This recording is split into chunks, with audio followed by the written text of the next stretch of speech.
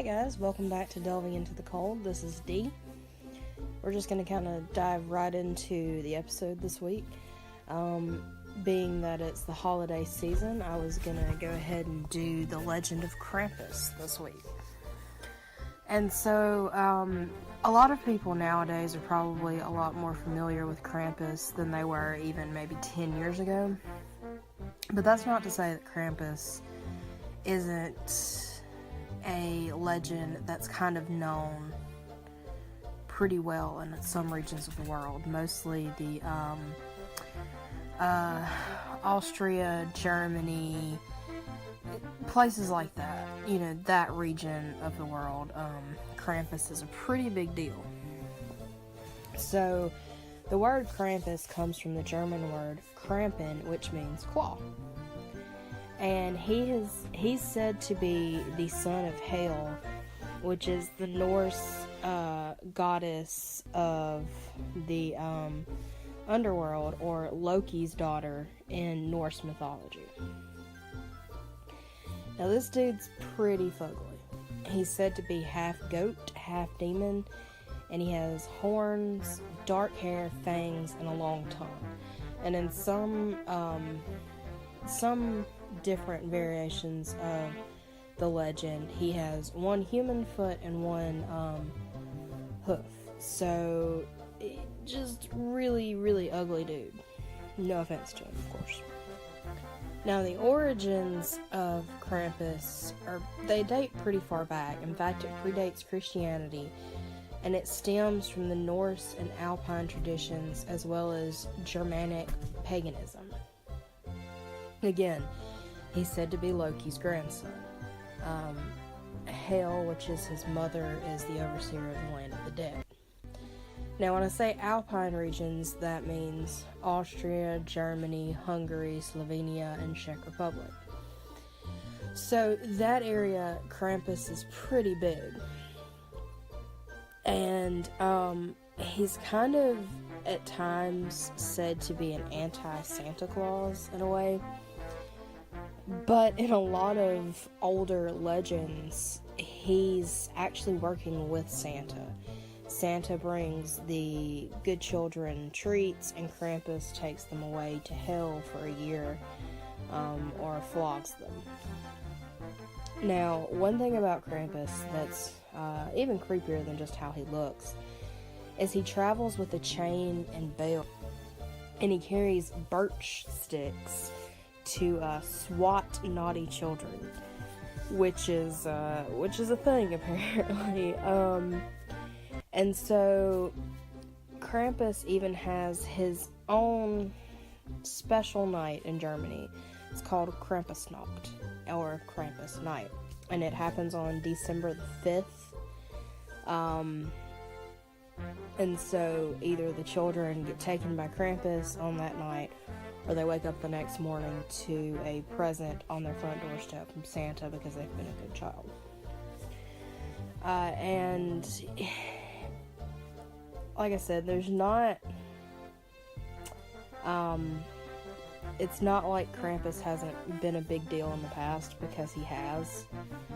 In fact, he was such a big deal that the Catholic Church kind of forbid him for a long time, because people were, I guess, kind of paying homage to him in December. And in fact, during World War II, a lot of the dictatorships also outruled him. That's not the correct word for that. Forbade him. And he can be either seen as a counterpart to Santa or a sidekick to Santa, like I said, because he is taking the quote-unquote naughty children and taking them to hell to kind of teach them a lesson. And he brings them back the next year. He doesn't keep them forever. And so he can be seen as helping Santa with the naughty children, or he could be seen as an anti-Santa Claus, if you prefer, because he is kind of the opposite of what we consider to be Christmassy. He's an ugly dude that hits people with a chain of bells, smacks people with a birch stick, and takes children to hell. So I mean, however you want to believe in him, that's perfectly fine to me. I guess in his own way, Krampus is helping keep the holiday spirit alive, because he's making sure, the whole point of Krampus is to make sure that people behave, and he even to this day brings joy to the holiday season, because in Austria and Germany on December the 5th, a lot of men, I'm sure there are some women also that do this, but a lot of men especially dress up as Krampus and run drunkenly down the streets scaring people. So I mean, it's morphed into this thing that people can do now that brings them joy. So yeah, and it's weird because in America we have Elf on a Shelf, which, if you don't know what that is, be thankful, because Elf on a Shelf is pain in the neck. But in Austria, some households actually keep Krampus memorabilia around all year to remind children to behave. So it's kind of like a terrifying Elf on the Shelf.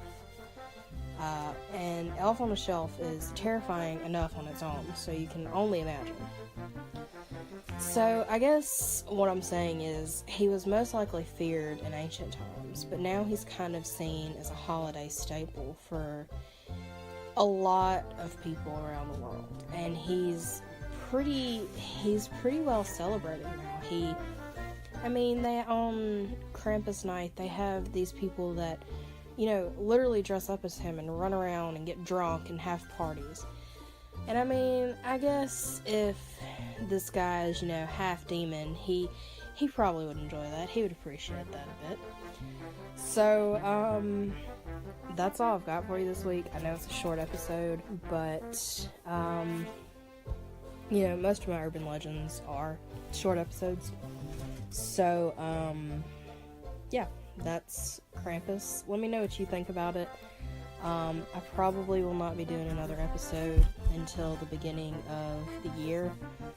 So I want to wish you guys a Merry Christmas, Happy Holidays, whatever you celebrate. I hope that the end of the year is magical and fun and surrounded by people that you love. And I hope that you eat too much and you party too much and you just have fun. And I hope that you stay safe and that you enter this next year and that it's great for you guys.